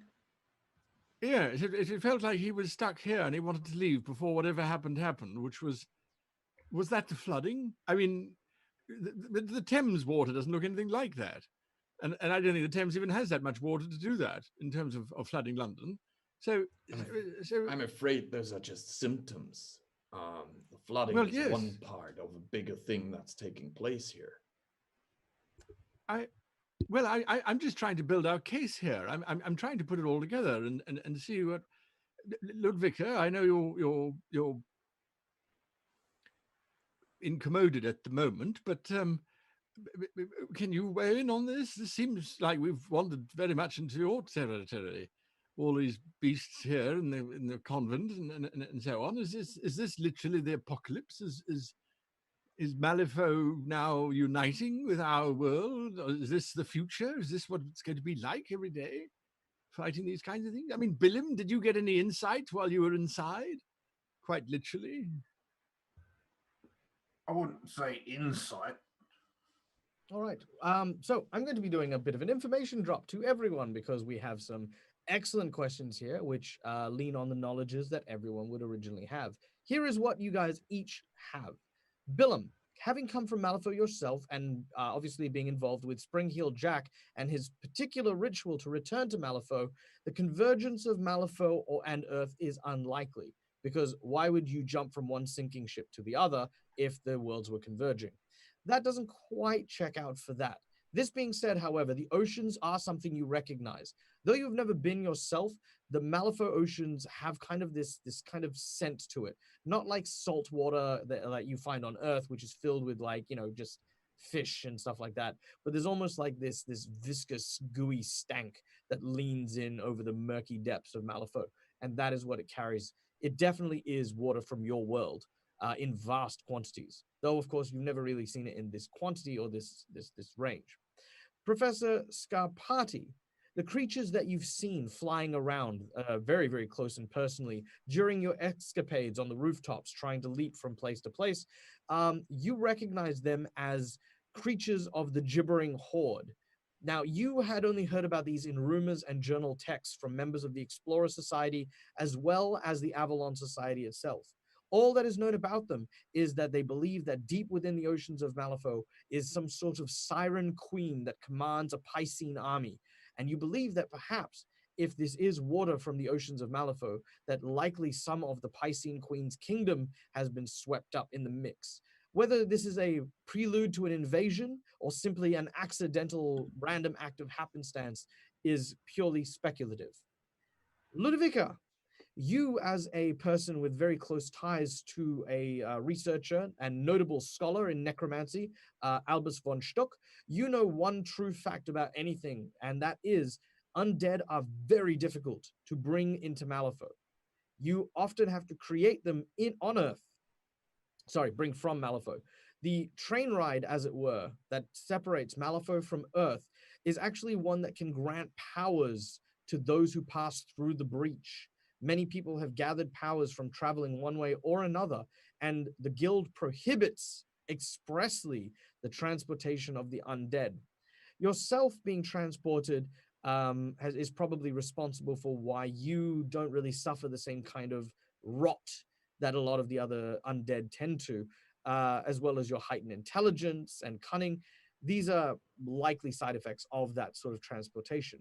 The fact that the creatures such as Goliath and this plague homunculus-like being that you've just fought are dripping, and I mean dripping with necromancy, to the point that at some point during the fight, you felt necromancy strong enough necromancy in the air that you could simply pull it and wield it so easily is unheard of on Earth. It's not done. Whatever is connecting these waters from rushing into Earth, the portals themselves are direct portals to Malifaux. These aren't like sort of, oh, we're teleporting water and it's just water being dumped. No, if you were to sort of swim up them, not that you would, but if you would, you believe that you would come out the other side because magic is pouring into Earth, like in the same quantities as the waters that currently rage through the city. Ooh. Hortensia, what you happen to know in regards to all of this is, of course, as someone who has been a socialite and who has understood the Burning Man for quite some time, you have been privy to a number of rumors, vast rumors, in fact, surrounding the Governor General of the Guild and his dereliction of duties to perform what people have been claiming to be unlawful experiments for his own personal gain. One experiment which has held a lot of rumor mongering is the fact that he tried to bond himself with one of the great tyrants of Malifaux, a creature built of fire and hatred, and they believe that the Burning Man may possibly be the Governor General himself, manifesting a power as he ascends to something more than human. But of course, this is simply wives' tales and the chatter, as it were. But seeing everything as it unfolds, seeing the powers that seem to have been originating from this individual have brought into question the truth of this. Was the Burning Man simply just this anomaly? Is it just a trick of the light? Or perhaps is there something true to these rumors of the Governor General's ascension? And Edward, your particular expertise has led you to, of course, interact with a number of individuals. And like rats scurrying away from the ships, those who have been in the underbelly of society have learned and heard of these rumors and evacuated long before the populace started moving, before the guild started marching into town. As for now, the guild was in position, already preemptively preparing for something big. What they probably didn't realize, as well as yourself, was the scale in which this was going to occur. You are not fighting an armed force. You are not fighting legions of the Neverborn or hordes of the undead. You are fighting nature itself, the environment, the world as it shifts and changes. And that swept up all of the guild members who have come to aid London. It has caused devastation of an untold magnitude. And that is the reality of what all of you find yourselves in as you take stock of the adventure thus far. There we go. Info dump. So if we take all of that into consideration, I put it to you Yes. that it is our moral and, I dread to use the word, earthly responsibility to make sure that this stops. Well, how does one close a portal? How does one vanquish a man who is bonded with a tyrant who has become the spirit of fire and is currently rocketing through the sky? I mean, are these things even possible? Can we do that?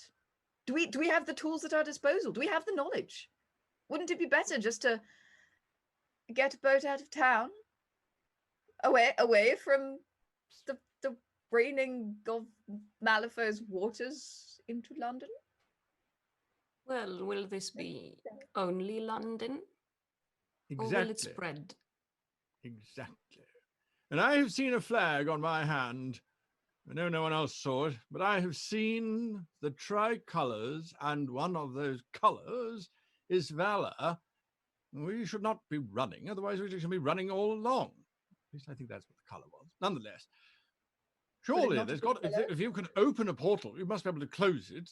I mean, it's just like a door. I mean, that's technically what the Latin means, portus, to portal through, to go from point A to point B through a space. We must be able to close it, surely. I mean, this is your purview, surely. Ludovica, Billim, I mean, prima donna, you've got some of the magic in you. Can't you just make it stop or something? We get to the source of it. I mean, Professor, I'm sure with all of your wild adventures, we could navigate these waters to wherever it is that they're coming from and just close the damn thing. Can't we? I think I agree with you, Edward. I think though that we might need to close it from the other side though. I'm not sure, like what we have learned so far, what we have stitched together is that this might be caused by the megalomania of one person here on Earth who tried to, I don't know, ascend to something and probably used the help of something very powerful from Malifaux. I'm not sure if we can solve this problem from this side or if we not need to cross over and solve it from the other side. Given Professor, that we still are stuck here, I think we need to find a way out here first before we can plan our next move. Professor, can I get you to make me a history check? I would love to. Finally! You don't have an underground contact? In this case, quite literally an underground contact, so we could just go under the water? I mean, there must be old tunnels and things that are not necessarily connected to the street. Is that a mask? That is a mask. Perfect. Because then I can use my trigger written by the victors. Okay, what does that do? Yes, let me quickly look that up. I have written it down somewhere. This is actually a really good one, and I'm really glad that that's what's happening. After succeeding, make a deceive challenge against a nearby target. Well, I'm not sure if that helps me somehow. That this historical event happened differently than it actually did. The target believes the alternative. So basically the way it works is you will write the history. As you are not doing this on a target, I'm going to give you the ability to write a portion of the narrative here. You have, I'm going to give you 30 seconds till you are the GM. Oh, no. Okay. All that you know is that there's no way to shut down the portals per se. However, the portals themselves are not all the same size, the same shape, or go to the same location. The other thing you know is that there are people who have survived the catastrophe, and there are many methods of escape. The city is flooded. Aerial technology is not really accessible because all the portals are in the sky. And your signet rings connect you to an information network of the Avalon Society. You have 30 seconds as the GM to write the narrative as you see fit, starting from now. Holy crap, that's pressure. Well, so I would say that there is still an active cell of the Avalon Society who knows a lot more about that. And although we cannot close the portals, we can at least reduce the amount of damage that it is causing. And with the, you said with those ocean queens that are with the gibbering horde, they are really unhappy of the fact that they are being poured into our world because that was an accident and that was not intended for them to be. They are also seeking for a way to stop that happening. So all we need to do now is we need to find a connection somehow to get over to Malifaux, get in contact with them, and hopefully they help us. 3, 2, 1. All right. So with that, you all receive a communication on your signet ring. Well done, by the way, Till. That was quite remarkable. I definitely enjoy that. The signet ring begins to sort of ring. As you kind of all do this, the Scottish bartender, who's still there, kind of does the same thing, not realizing kind of what you're doing. That's our salute. It's just salute, could be. All of Just a a fist to a head. All of a sudden, you hear the sounds of a you hear the sounds of a woman coming from the other side, the other line. I need a name, which I am trying to just locate because we do have another donated NPC, which I do apologize. I should have had this separated from a big long list of stuff, but I didn't. Eddie, can you send me the NPC again, please, if you'd be so kind, just so that I don't have to. Oh no, never mind. I found it. Yay. Robin Starfish is the name of this individual. All right. A rather comely individual that Prima Donna you would actually know as she's an American belly dancer who plays musical instruments. Rather beautiful individual. I feel like Guy is dying for a very specific reason. And blonde hair, blue eyes, incredibly gorgeous drag queen. She seems to well, her voice comes over the ring as you hold it to your ear, and you hear her as she says,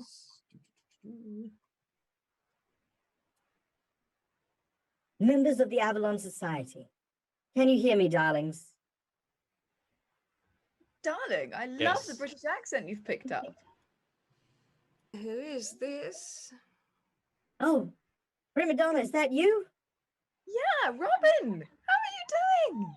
"Well, I do declare, I'm surprised to hear that you're alive and well." Why should you be surprised? "Well, I've It's heard big about floats, you know. Well, we don't wear such large and bawdy costumes in order to, weigh us down in the event of a sudden flood, if you follow my meaning." Darling, you're so naughty. Go on. "Well, I've heard that the Avalon Society has agents still stranded in London. You wouldn't happen to be part of them, would you, darling?" Well, it's funny that you should mention that, but yes, we've been attacked more times than I was attacked when I was singing with the Bavarian folk opera. You wouldn't imagine it. It's been appalling. I Oh, feel no. very attacked right now. "Well, I got some good news for you, sugar. We've been looking very hard at what's been happening with you, and we've been trying very hard to try and figure out precisely how to help you all in there. We think that perhaps that there's no way to stop the portals, but there may be a way to manipulate them, maybe reduce some of the damage that's been done to the city. Now, you see that old burning man in the sky there?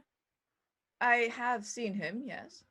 Well, apparently there's some sort of magical heebity-jeebity signal that's been broadcasting from his location, which is breaching the veil of magic and bringing all them portals right to you. What you need is some sort of large magical countenance to disrupt that signal and be able to turn the portals back in and on themselves. It won't stop it, but the number of portals will definitely stop, and even the size of them will start to shrink down." Interesting. Interesting. So, where do we find this magical heebity-jeebity, I think you called it? One more second. "Hey, Clarence, do you remember what we need for the magical heebity? Yeah? Uh-huh. Do you have any large constructs, something like a peacekeeper or ride breaker, anything like that, sugar?" We have a large man made of meat. A large man made of smaller men. A man ducking, as it were. Well, do they have any soul stones in them? I assume something's keeping the thing going. Soul stones? Were there soul stones? Well, just give me 1 Yes. second. Willem, you were inside it. Did you see any soul stones on your travels? You're muted, my love. Someone My cast sweet little silence on cherry that. boy. He shakes his signet ring. Yes. Hello? Yes, Yeah. well, there's certainly something inside. Yes, soul stones. Yes, we think so. All right. Well, if you can take a soul stone and channel enough magical energies into it, as close as you can get to that fella, we believe that that'll do the trick. But you gotta Right, get now- somewhere high. Yes, my next question. Hot air balloon? some kind of situation to get us up Hmm. close? Well, funny you mention that. You see, there's an old professor by the name of John something, John Jacob Karpati. Pepperheimer Smith. Yeah, that's the fella. Yes. Poor old Pleasant man. memory. I heard he died. It was really sad news. I heard he was killed by bears or something. Anyway, the old man lived. No, he's just unbearable. It's very easy to get that.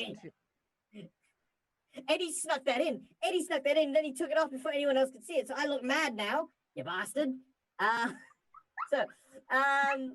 Anyway, sorry. Or anyway.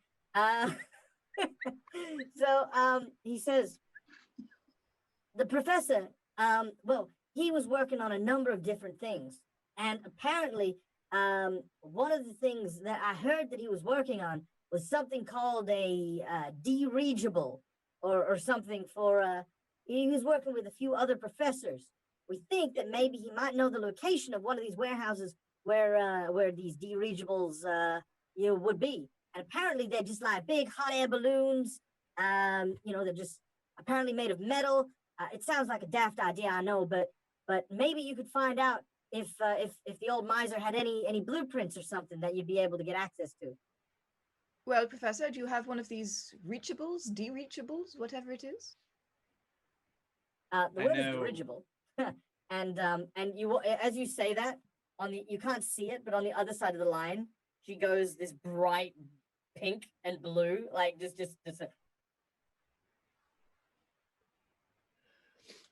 Well, what little Moneypenny just indicated was that we might find something like that in one of the warehouses where I keep my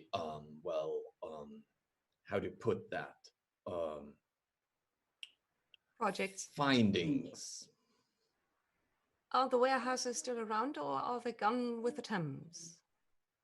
Well, they're Sorry. You would know that they would actually have been secured enough to survive a what you have declared a soulstone bomb. Oh. Wait, why is that not working? You just messed with me. You know what? Fine. Anyway. Open the window. The helium needs to get out. There you go. Thank you.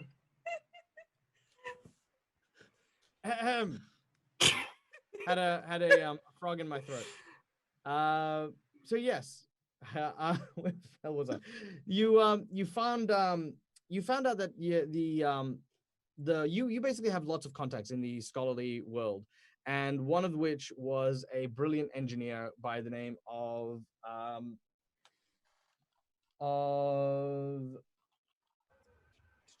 his name is Alberto Molensi. Basically, Alberto had created a large metal flying machine, which everyone had basically palmed off as ridiculous.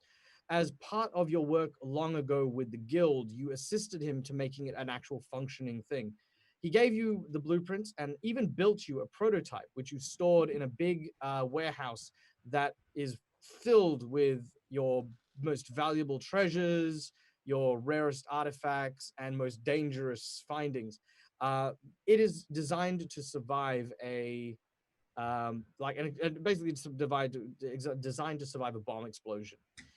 Billum, this is literally the holy grail of Professor Scarpati. You have on multiple occasions tried to find out where this warehouse is. You've never been, but the stuff in there, if it's not worth more money than you can even imagine, it is capable of destroying more than you've ever seen.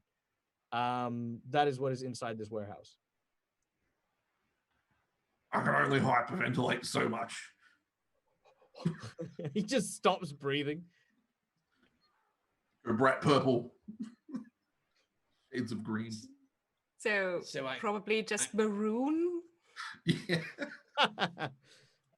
All right, Sugar. So well, I I'm going to think leave I you to can- it. I'm about to lose signal, but good luck to you. And if you do manage to get out of the city, then we'll definitely do lunch, dear.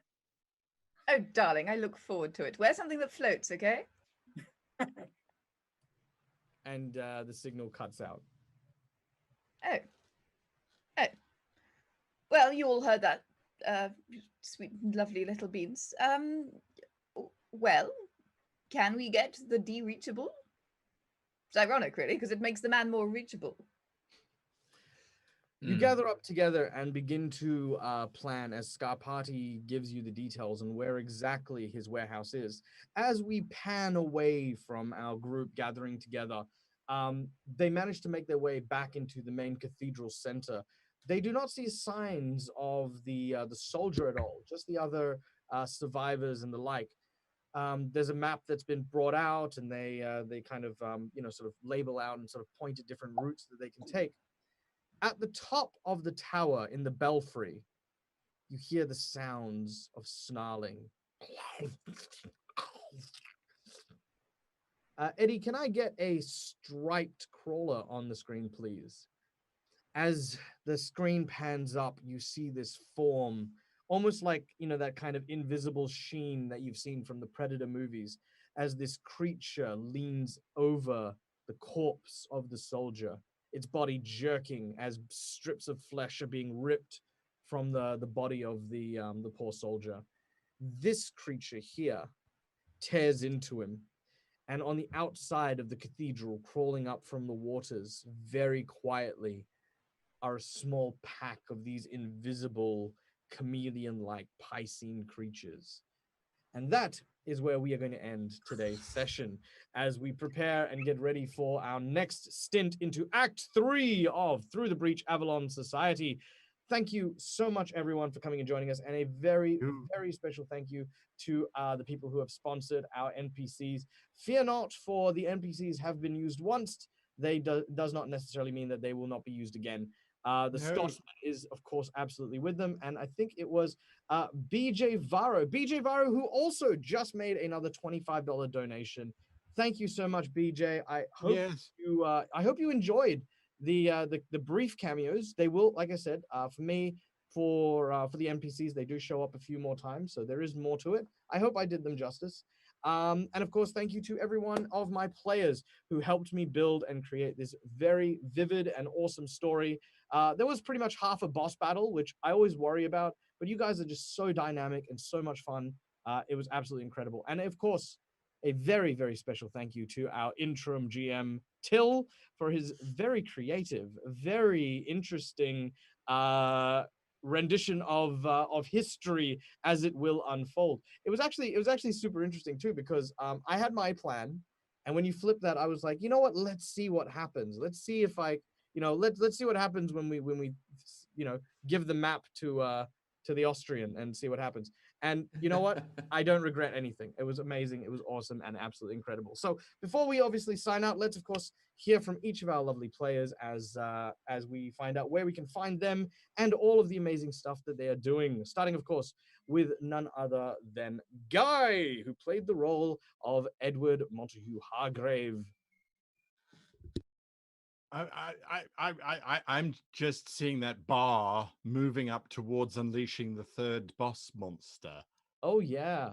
Oh, I can't wait for the next one. The next one is going to be a doozy.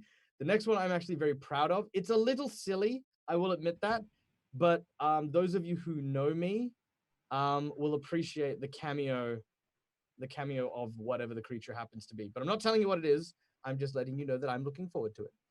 Also, people who know you know that you are more than a little silly. So. Yes, I am. You're a big silly. I'm a big silly. But yes, no, I love the boss bar. The boss bar is so much fun. All right, Guy, where can we find you and all the amazing stuff that you happen to be doing? You can find me at www.greatgamemaster.com and online on YouTube at How to Be a Great Game Master or Game Master Live. And yes, the next thing that's going to be happening is Sundays, where I do live sessions with a GM, where if you have any RPG questions, you come along and we'll answer them and hang out and look at cool stuff and do some stuff. And that's on Sundays at 7 p.m. GMT, which I know for a lot of people, Australia is a silly time, but it is the time, sadly. But you know what? that's It's me. still worthwhile. You learn a lot, and you gain a lot of insight into not only how you might play, but how a whole bunch of different GMs play. I mean, everyone's got their own style, and it's just really cool to kind of find out how other people do stuff. Next up is of course none other than the ever wonderful Janet. Janet, where can people find you, my dear? Well, if you want to find me, you can search at World Anvil pretty much anywhere. It might take you to the World Anvil website where you can create worlds, write novels, run campaigns, do all that good stuff. Or it might take you to our YouTube channel where I release world building, writing, and GMing content to help you do those things better. Or it might lead you to our social media where I put up all sorts of silly, ridiculous things, or even to one of our live streams because we go live 5 times a week talking about world building, game mastering. My Friday stream is specifically for writers, and this Saturday I am interviewing the lead developer of Smunchy Games, and we're talking about how to build an RPG system, which should be amazing. So yeah, that's Saturday, 7 p.m. UK time, 11 a.m. Pacific time, and some goddamn awful time in the morning for Australians. It's like 5 a.m. I think. Ugh, sorry. Like I said, I feel like most of these are going to be apologies to the Australians, but it's fine. We're accustomed to it. That's what VOD was made for. That's very true. That's very true. Speaking of, we then go to none other than the ever wonderful Till. Thank you again so much, Till. Tell us, where can we find your awesome and cool stuff? You can find us on dungeonfog.com or all the social media handles that are associated to Dungeon Fog. We are releasing today our new asset pack. It's time for another monthly asset pack, which is Rooftops, which I'm very proud of. It's our first sponsored asset pack that we've released. It was brought to the community by Trollot Games, and I'm really proud of that asset pack. So if you want to build small villages, if you want to add rooftops, ceilings, whatever it is, shingled roofs, thatched roofs, wooden roofs, stone roofs, to your buildings, you can find that now, I think within the next 2 hours on Dungeon Fog. And I just want to point out that it is a marvelous joy to get the headlight pointed at you, a countdown of 30 seconds, and an unprepared moment of suddenly being told that you now have to be the GM. That feels really wonderful. Thank you, Michael. I'm The really second glad. language. I'm going to Just call my like that. doctor afterwards. I think I need my heart checked. Wait, what? Oh my god! And we're live, and that was unprepared. And yes, enjoy. Mwahaha. Oh my god. I'll touch back on surprises later on, but yes. Next up, of course, Anthony from Roll for Damage, who played our wonderful Billum. Before we go into your thing, do I need to put metal chastity belts on my bad guys from now on? Is that something I must now? Because I mean, like when you got a group of barbarians, you're doing bludgeoning damage, you add bludgeoning resistance to your enemies. Do I need to put chastity belts on my enemies for dealing with you, Billum? Look, it's not my proudest moments. It's definitely my favorite moments, though. I'm gonna say, if you give it an inch, I will make it a foot.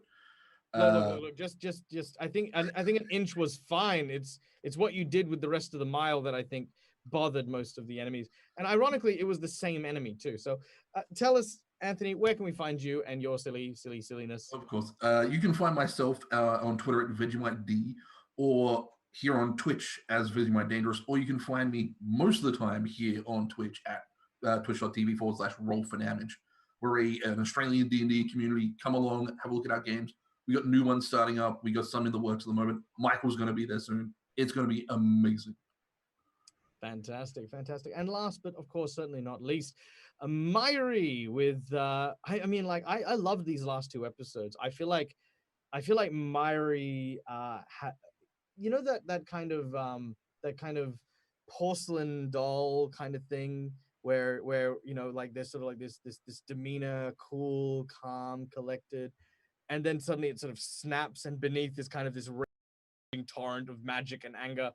I love that the last 2 episodes have been very undead focused, and that we've really got to dive in and see Ludovica in its fullest. So first of all, I just wanted to say that that was absolutely incredible, and an absolute kudos to an awesome series of role plays over the last few weeks. Tell us where we can see more of your awesome role playing chops out in the world. You can usually find me on Orkenspalter TV, which is both our YouTube channel and our Twitch channel, and we stream 3, 4, sometimes 5 times a week. It depends what is on, what's not on with different things. And we do a lot of stuff. We do game mastering and world building advice like everyone here is wont to do.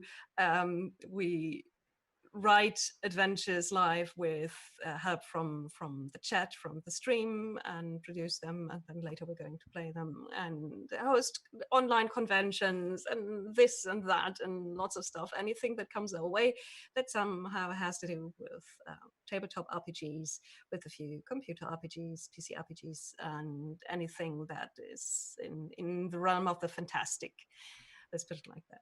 Yeah, that's what we do, and we write, and you point us at anything, and we're trying to do it with the semi-professional standards. All right, awesome. That's us. All right, and I, of course, have been Michael. I am the Dead Aussie Gamer. You can find me pretty much anywhere you type in Dead Aussie Gamer. I do a whole bunch of live streams and shows. Like these individuals, I do some content creation, but really, I'm just a silly twit who jumps from place to place playing games with people. So you can find me all over the internet. You can find me here at the Mercs of Mischief channel, which have a variety of awesome shows, including the Avalon Knights Academy and the Too Many Warlocks, as well as a series called Hero Factory, which focuses on a group of awesome people from the regular cast of the Mercs of Mischief playing around with Hero Forge and creating characters for people. You can also find me on Roll for Damage very soon as well, so do go check them out as well. And as well as on the How to Be a Great GM channel, which we will actually be doing something very exciting at the end of the month, which I'm going to talk about very briefly. Eddie, can we throw up the poster, please? Thank you.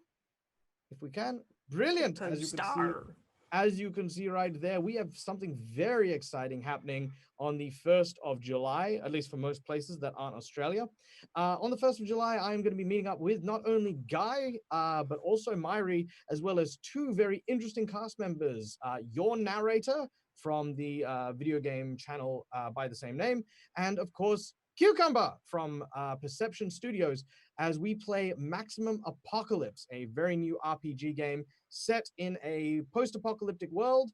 Not that these guys know anything about that, where 12 simultaneous cataclysms have torn apart the world.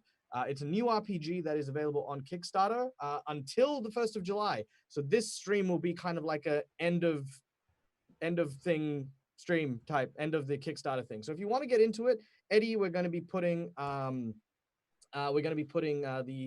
link to the Kickstarter in the chat right now. So if you want to go check that out or subscribe to it, highly recommend it.